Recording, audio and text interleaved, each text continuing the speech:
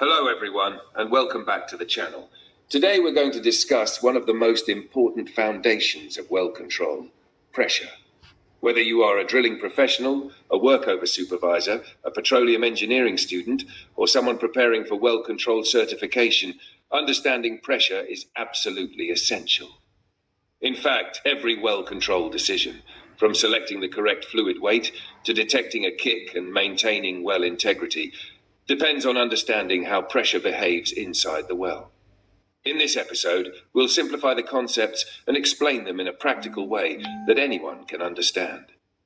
We'll discuss static conditions, hydrostatic pressure, fluid density, pressure gradient, reservoir pressure, fracture pressure, surface pressure, bottom hole pressure, and we'll work through practical examples together. So let's begin. Why is pressure so important? Imagine you're holding back water behind a dam. As long as the force pushing against the dam is balanced, everything remains safe and under control. But if the pressure behind the dam becomes greater than the dam can withstand, water will break through. The same principle applies inside an oil or gas well. Deep underground, reservoirs contain fluids under pressure. To keep those fluids from entering the well unexpectedly, we rely on pressure inside the wellbore. This balancing act is the foundation of well control. When pressure is properly maintained, the well remains stable. When pressure is lost, the well may take a kick, and if a kick is not controlled, it can develop into a blowout. That's why understanding pressure isn't just a technical topic. It's a safety topic, it's an operational topic, and ultimately, it's a life-saving topic. Or well conditions. In well control operations, pressure behaves differently depending on what is happening inside the well. Generally, we study 4 common well conditions. 1. Static condition. This is when nothing is moving. The wellbore fluid is stationary. The tubing is stationary. No pumps are running. No circulation is taking place. This is the simplest condition to analyze and is where we begin our study. 2. Forward circulation. In this condition, fluids are pumped down the tubing. Fluids return up the annulus. This is one of the most common circulation methods during workover operations. 3. Reverse circulation. In reverse circulation, fluids are pumped down the annulus. Fluids return up the tubing. This method is often used during certain well control and clean-out operations. 4. Tripping operations. Tripping occurs when tubing is pulled out of the well or run into the well. During tripping, pressure changes occur because metal pipe is moving in and out of the wellbore. Understanding these pressure changes is essential to prevent kicks. For today's discussion, we will focus primarily on static conditions. What is pressure? Let's start with a simple definition. Pressure is the force exerted over a specific area. In the oil and gas industry, pressure is usually measured in PSI, pounds per square inch. Whenever fluid exists inside a well, it creates pressure. And one of the most important types of pressure is called hydrostatic pressure. Understanding hydrostatic pressure. Hydrostatic pressure is the pressure exerted by a column of fluid due to its weight. Think about diving into a swimming pool. The deeper you go, the greater the pressure you feel. Why? Because more water is above you. The same principle applies inside a well. The deeper the fluid column, the greater the pressure at the bottom. 2 factors determine hydrostatic pressure. First, fluid density. Heavier fluids create more pressure. Second, fluid height. A taller fluid column creates more pressure. The equation used to calculate hydrostatic pressure is HP equals 0.52 times FDD equals fluid density in pounds per gallon. NIAS TVD equals true vertical depth in feet. Example 1. Hydrostatic pressure calculation. Let's work through a simple example. Suppose we have fluid density 12 pounds per gallon, true vertical depth equals 6,000 feet. Substituting into the equation, hydrostatic pressure equals 0.052 times 12 times 6,000. The answer is 3,744 psi. This means the fluid column is exerting a pressure of 3,744 psi on the perforations located at 6,000 feet. Notice something important. Nothing is moving. No pumps are running, yet the fluid is already applying thousands of pounds of pressure. This is why hydrostatic pressure is such a powerful tool in well control. Hydrostatic pressure, our first line of defense. One of the most important statements in well control is this: Hydrostatic pressure is our number one defense against kicks. Why?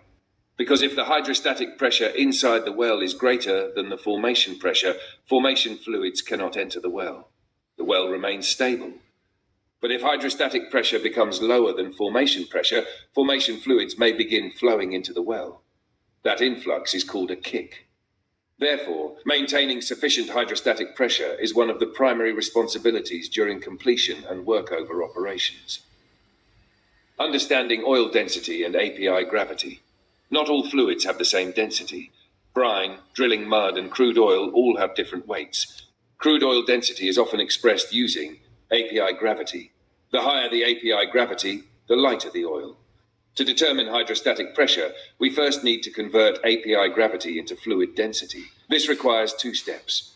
Step 1, calculate specific gravity. The equation in 41.5, API plus 130.15 E calculation gives specific gravity equals 0.904. Step 2, determine fluid density. Once specific gravity is known, fluid density equals SG times 8.33, 7.5 ppg. Therefore, 25-degree API crude oil has an approximate density of 7.5 pounds per gallon. This density can now be used in hydrostatic pressure calculations. Understanding pressure gradient. Another important term in well control is pressure gradient. Pressure gradient tells us how much pressure increases per foot of depth. The equation is HPG equals 0.052 times FD fluid density.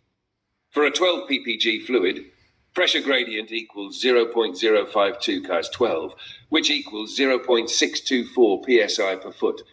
This means pressure increases by 0.624 psi for every foot of depth. Pressure gradient is simply another way of describing fluid density, reservoir pressure. Now let's discuss the pressure that exists naturally underground. Reservoir pressure is the pressure of fluids trapped inside the pore spaces of a formation. This pressure exists long before the well is drilled. When we drill into a reservoir, we are essentially connecting our wellbore to a pressurized underground container.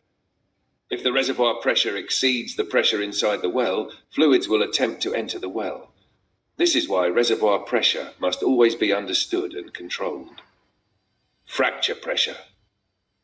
On the opposite side, we have fracture pressure. Fracture pressure is the pressure at which a formation begins to crack or break down.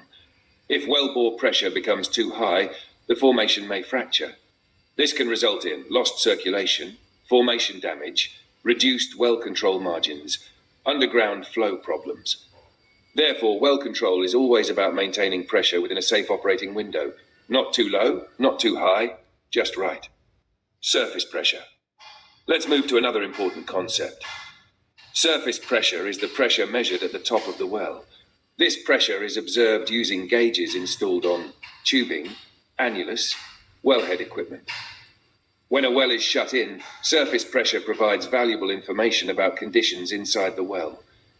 Surface pressure contributes directly to the total pressure acting at the bottom of the well. Bottomhole pressure.